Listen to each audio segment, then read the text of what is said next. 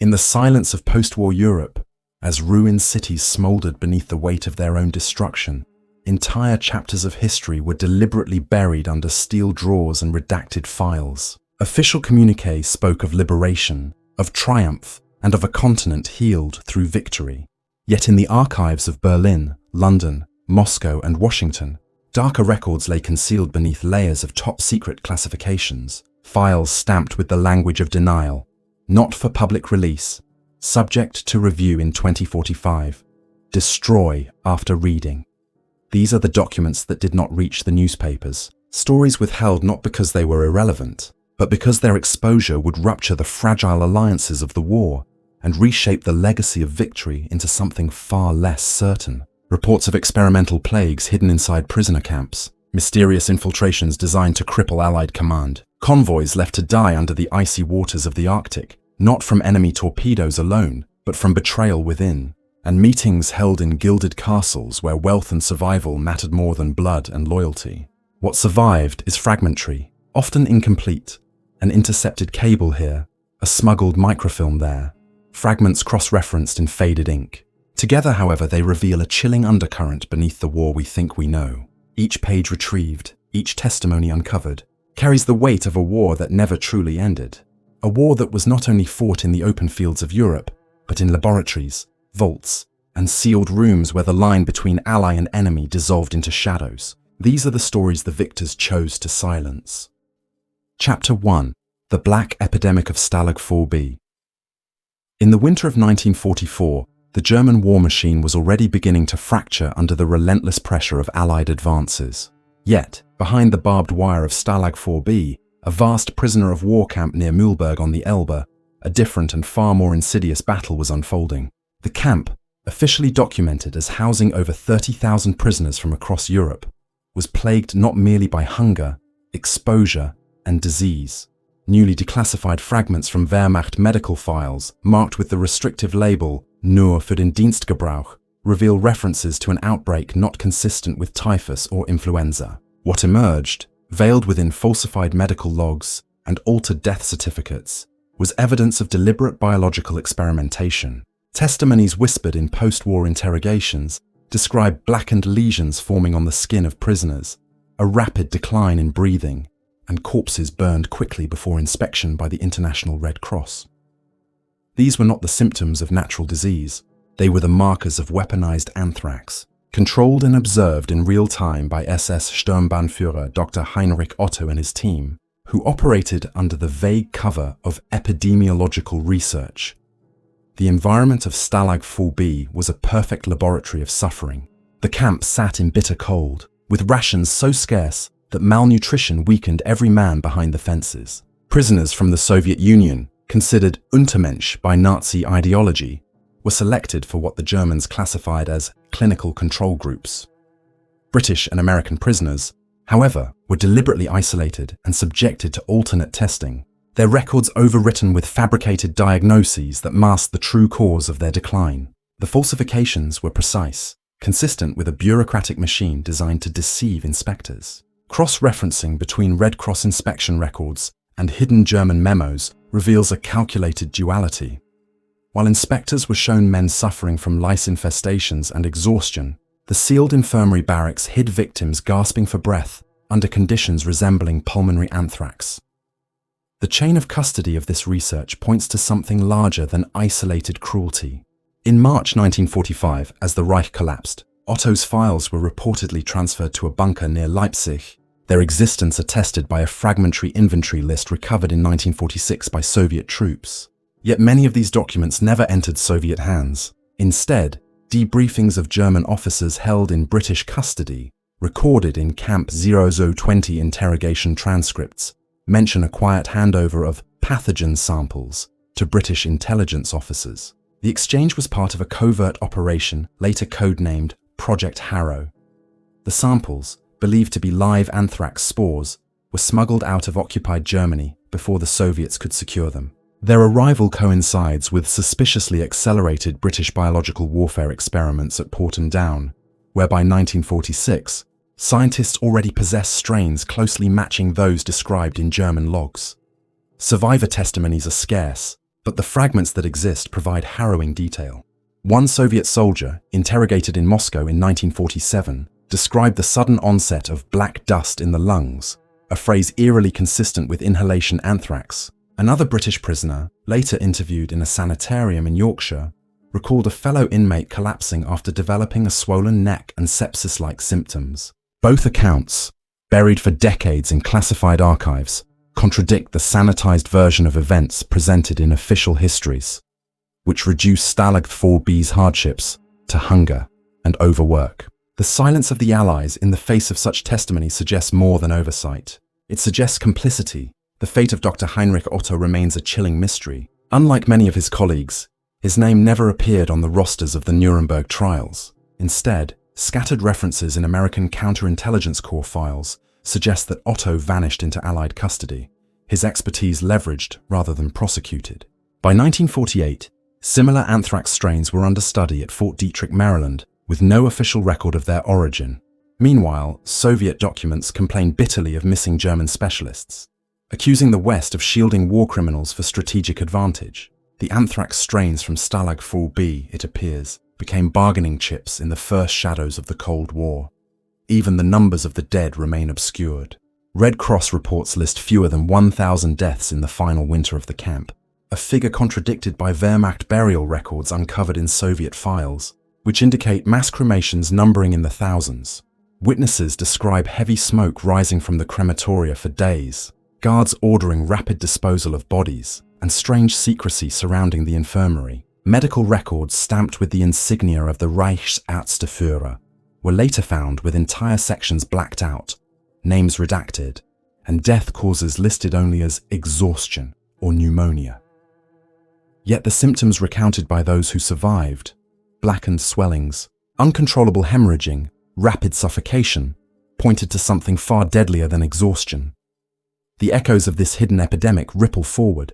In 1969, during a secret session of the United Nations Committee on Biological Warfare, a Soviet delegate referred obliquely to Nazi anthrax research tolerated by the West. Though dismissed publicly as propaganda, newly opened MI6 archives from the 1990s confirmed that the British had indeed secured cultures of weaponized anthrax in 1945, and Porton Down scientists acknowledged internally that the samples bore German origin signatures. This convergence of testimony and classified evidence suggests a long-concealed truth, that Allied powers, while condemning Nazi atrocities in court, quietly absorbed the results of Nazi biological warfare programs for their own military advantage. The haunting question remains unanswered. How many prisoners at Stalag 4B were sacrificed not only to Nazi cruelty, but to a wider post-war race for bioweapons dominance? Their deaths, erased from official ledgers and masked beneath false diagnoses, left behind only smoke, fragments of scorched files, and the whispers of men who remembered the black lesions spreading in the cold. If anthrax spores truly crossed into Allied hands under Project Harrow, then the suffering of those prisoners was not merely an atrocity of war.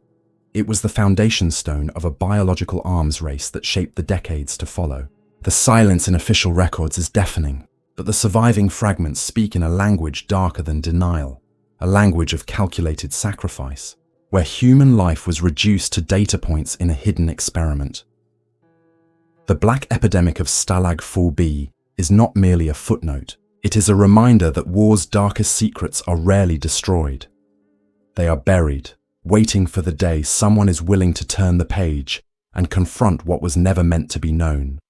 Chapter 2: Operation Iron Wolf in the Ardennes.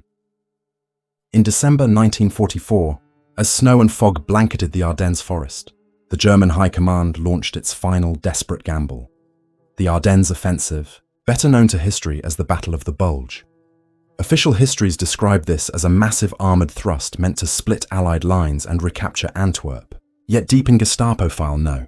17, recovered from a bunker outside Aachen in 1946, lies evidence of a parallel operation concealed beneath the armoured onslaught. The operation bore the codename Eisenwolf, translated in Allied reports as Iron Wolf. Its details remained hidden for decades, preserved only in fragments of correspondence between the Sicherheitsdienst and SS commando units under Otto Skorzeny. The plan was more than simple sabotage. It was a coordinated attempt to infiltrate Allied command structures, to fracture trust, and to assassinate key leaders before they could stabilize the front. The fragments that survive suggest the scope of this infiltration. Over 400 hand-picked men from the 150th SS Panzer Brigade were disguised in stolen American uniforms, equipped with captured jeeps, fuel, and rations. Their mission extended beyond cutting telephone wires or misdirecting convoys. According to interrogation transcripts from surviving operatives, preserved in British intelligence archives at Kew, the most dangerous units carried counterfeit orders, forged chaff passes, and coded phrases meant to identify one another within Allied command posts. Their ultimate target, though never admitted publicly, was General Omar Bradley himself. If successful, they were instructed to penetrate SHAEF's temporary headquarters in Spa, Belgium, and eliminate the Supreme Commander's deputy at the height of battle. The disruption this would cause, combined with the already chaotic fog of the Ardennes, could have stalled the Allied advance for weeks, if not months. On the ground, confusion spread quickly. Allied MPs reported strange encounters at checkpoints, supposed American soldiers who used the wrong slang, mispronounced Midwestern towns, or drove jeeps with unfamiliar maintenance patterns. At Malmedy, false orders redirected convoys into exposed positions, contributing to the massacre that followed. In Spa, during the second week of the offensive, SHAEF communications experienced unexplained failures. Telephone lines went dead, encrypted radio signals were interrupted, and several dispatch riders vanished en route to the front. Though officially attributed to weather and combat conditions, Soviet SMERSH intercepts later declassified in Moscow point to coordinated sabotage by Iron Wolf operatives. These intercepts describe Allied staff officers being quietly replaced, even if only for minutes, by infiltrators who issued confusing or contradictory orders before disappearing into the night. The Allies, desperate to contain the panic, publicly minimized the scale of infiltration. American newspapers spoke only of a handful of Germans posing as GIs. Yet behind closed doors, SHAEF Command imposed unprecedented security measures. Eisenhower himself, terrified of assassination, was confined under heavy guard at Versailles for several days, his movements kept secret even from senior staff. Dozens of American soldiers were arrested, interrogated, and in some cases executed by firing squads on suspicion of being infiltrators. Some guilty, others simply unfortunate. The paranoia that spread through the Allied ranks was itself a weapon, sowing distrust at checkpoints and command posts alike. The boundary between friend and foe blurred, and the forest seemed alive with ghosts in American uniforms. What became of the infiltrators remains one of the operation's darkest mysteries. Official US records claim that most were captured or killed during the offensive's collapse in January 1945. Yet Gestapo file no. 17 lists more than 400 names, while American after-action reports account for barely half that number. The rest vanished. Soviet archives opened after 1991 suggest a chilling possibility. Many of these men regrouped in Austria, merging into the embryonic werewolf guerrilla movement that aimed to continue Nazi resistance after the Reich's fall. Reports from US Army Counterintelligence Corps in 1946 describe small bands of armed men in Tyrol and Salzburg using American uniforms to ambush supply convoys, actions consistent with the training Iron Wolf operatives had received. If true, then the Battle of the Bulge did not end the operation. It merely transformed it into a hidden insurgency across a defeated Reich.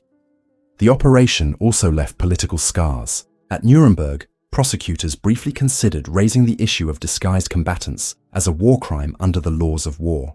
Yet the matter was quietly dropped, its documentation sealed, likely to avoid drawing attention to how close the Allies had come to catastrophe. The British Foreign Office classified most Iron Wolf files until 2045, citing potential diplomatic repercussions. Meanwhile, the Soviet Union repeatedly accused the West of covering up the true scale of the infiltration, using it as propaganda to undermine American credibility.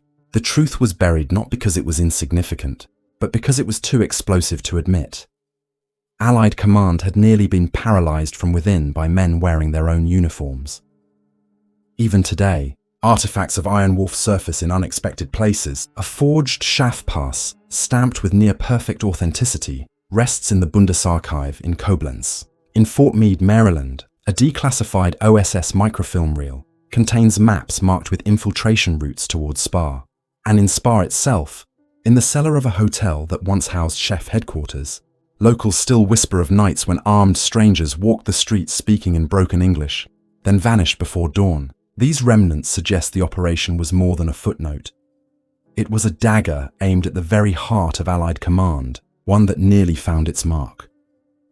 The Battle of the Bulge remains remembered for tanks, snow, and desperate fighting in the forest.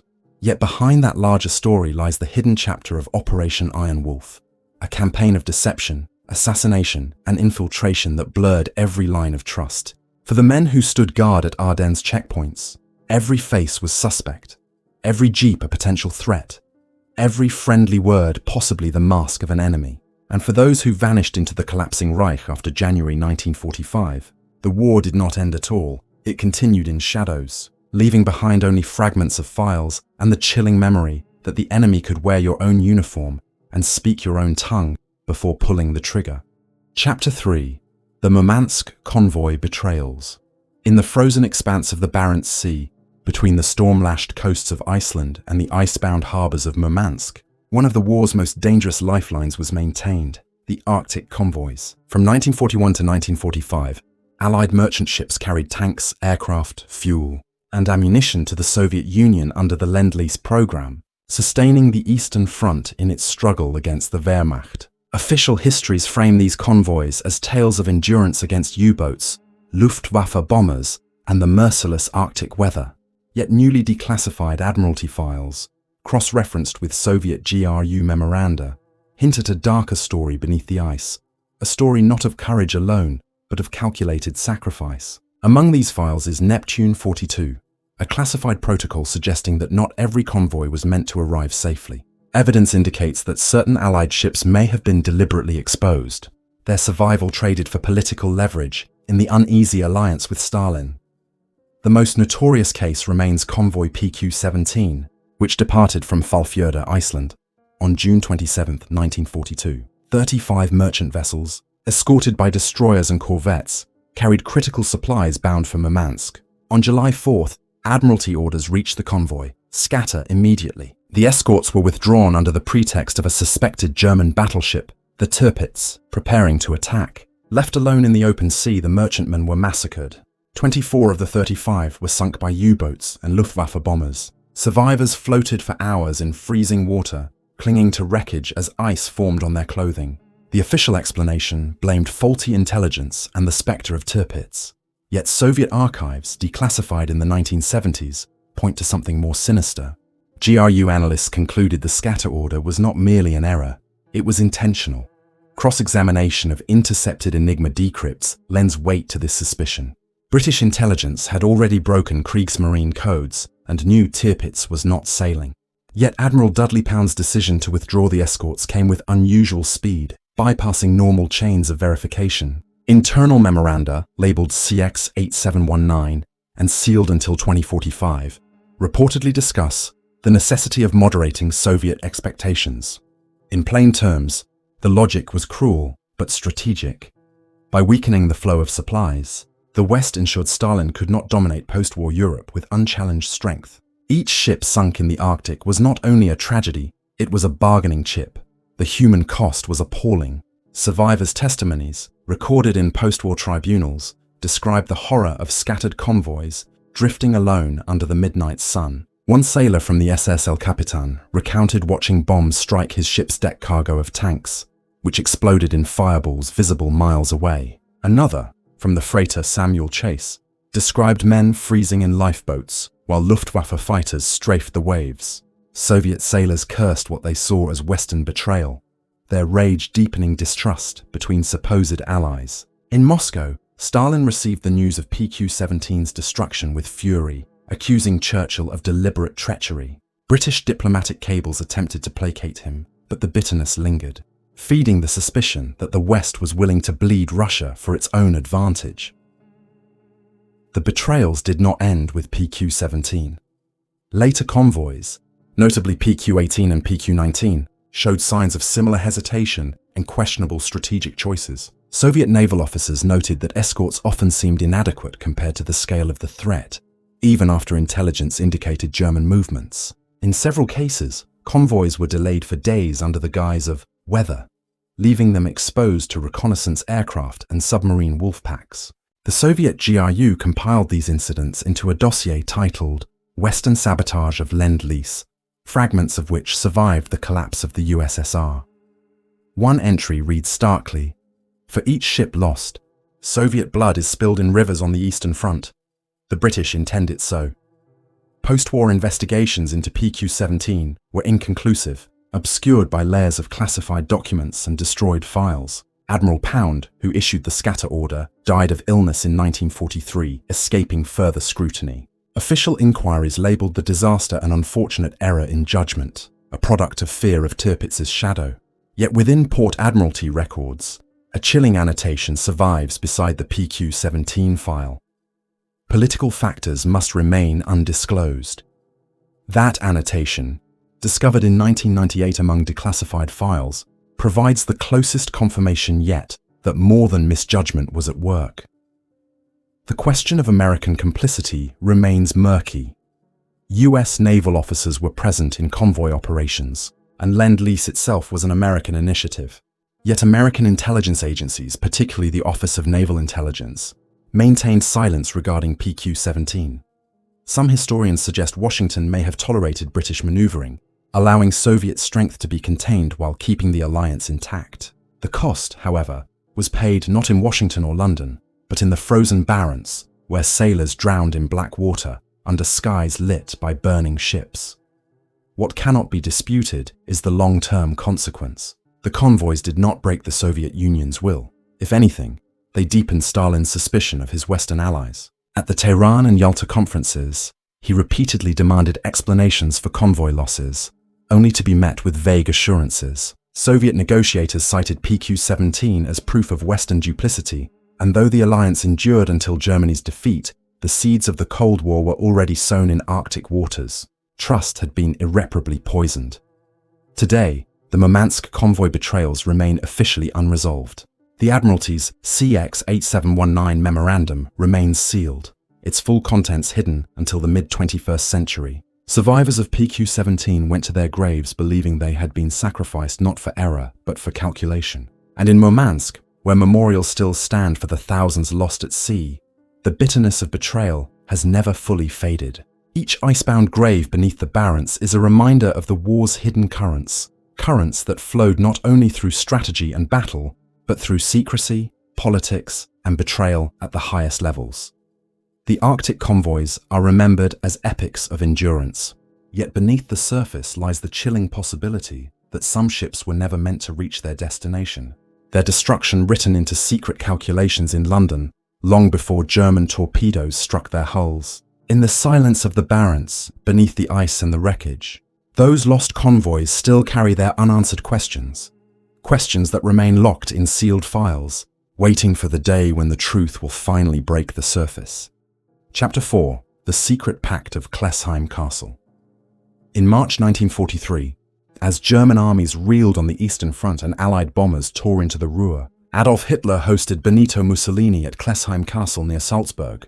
The official records describe a conventional summit between Axis leaders, yet beneath the marble corridors and gilded chambers, other figures gathered in secrecy. Declassified OSS microfilm reels, catalogued only as Salzburg, Reel 7, contain fragments of a transcript suggesting that the true purpose of the Klessheim meeting was not military coordination, but financial survival. Hidden among the attendees, according to Vatican intelligence cables later intercepted by British codebreakers, were Swiss banking intermediaries and emissaries representing American industrial interests operating through Madrid. The meeting was given a codename in Reichsbank correspondence: Arrangement Schwarz. Its goal was simple and chilling: to preserve Nazi wealth abroad in the event of total defeat. The Reich was already looting Europe on an unprecedented scale. Gold reserves stripped from occupied nations, confiscated assets from Jewish families, and industrial profits flowed into secret accounts. At Klessheim, according to fragmentary records, this plunder was discreetly funneled through neutral Switzerland, with tacit acknowledgement from select Allied financiers. The promise was unspoken but clear. In return for safeguarding assets and ensuring discreet post-war cooperation, these intermediaries would help shield themselves from exposure when the Reich inevitably collapsed. A decrypted Vatican cable from March 12, 1943, marked strictly confidential, reports representatives from New York banking circles, through Spanish intermediaries, present at Salzburg, discussion centers on gold transfers, not politics. This message, intercepted by British intelligence, was quietly classified under the most secret category and never acted upon publicly. The financial records tell their own story. In April 1943, less than a month after the Salzburg summit, unexplained transfers amounting to 3.7 billion Reichsmarks moved from the Reichsbank to Swiss institutions. Swiss banking secrecy ensured no further details, but US Treasury officials monitoring foreign accounts noticed sudden fluctuations in Zurich-based holdings linked to German corporations. Henry Morgenthau Jr., then Secretary of the Treasury, circulated a memorandum in mid-1943 warning of German capital flight through neutral conduits. His warnings were ignored. When questioned later, British officials claimed that disrupting Swiss cooperation would jeopardize intelligence networks operating in occupied Europe. In other words, financial secrecy was tolerated for strategic expediency. The Soviets, however, saw the pattern clearly. NKVD files, preserved in the Moscow archives, accused Washington and London of complicity in protecting Nazi wealth. One report, dated May 1943, bluntly states, "The West intends to preserve German industrial strength for use against us after the war." Stalin, already distrustful, treated these findings as evidence of Western betrayal.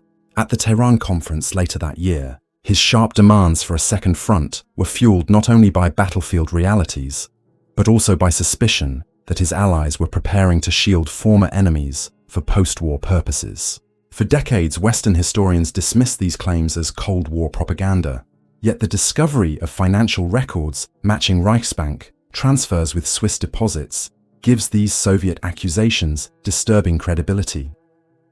The personal testimonies of those involved deepen the shadows. In 1946, Swiss banker Walter Jost was questioned by American investigators during Operation Safe Haven, the post-war effort to trace Nazi assets. Jost admitted, under duress, that meetings had taken place in Salzburg, where foreign representatives discussed gold transfers. The transcript of this interrogation was immediately classified and filed under eyes only, never released until the late 1990s. By then, most of the witnesses were dead, their silence purchased by decades of banking secrecy and geopolitical pragmatism. What remains are fragmented confessions pointing toward a conspiracy at the highest levels of both Axis and neutral institutions. The Vatican's role remains equally murky. Papal diplomats were officially present at Klessheim under the guise of humanitarian negotiation. But Vatican cables intercepted by the OSS indicate knowledge of the financial discussions. The Holy See's involvement in laundering or facilitating transfers through church-controlled accounts has long been suspected but never formally proven. Yet documents recovered in Rome in the 1970s, bearing the seal of the Istituto per le Opere di Religione, the Vatican Bank, show unexplained inflows of gold during 1943's 44, coinciding with the Salzburg Pact. These flows were recorded in a ledger later seized during internal Vatican investigations, then sealed indefinitely under papal authority. The implications stretch far beyond the war years. When the Reich finally collapsed in 1945, much of its financial power was not destroyed but simply relocated, waiting to be reactivated under new banners.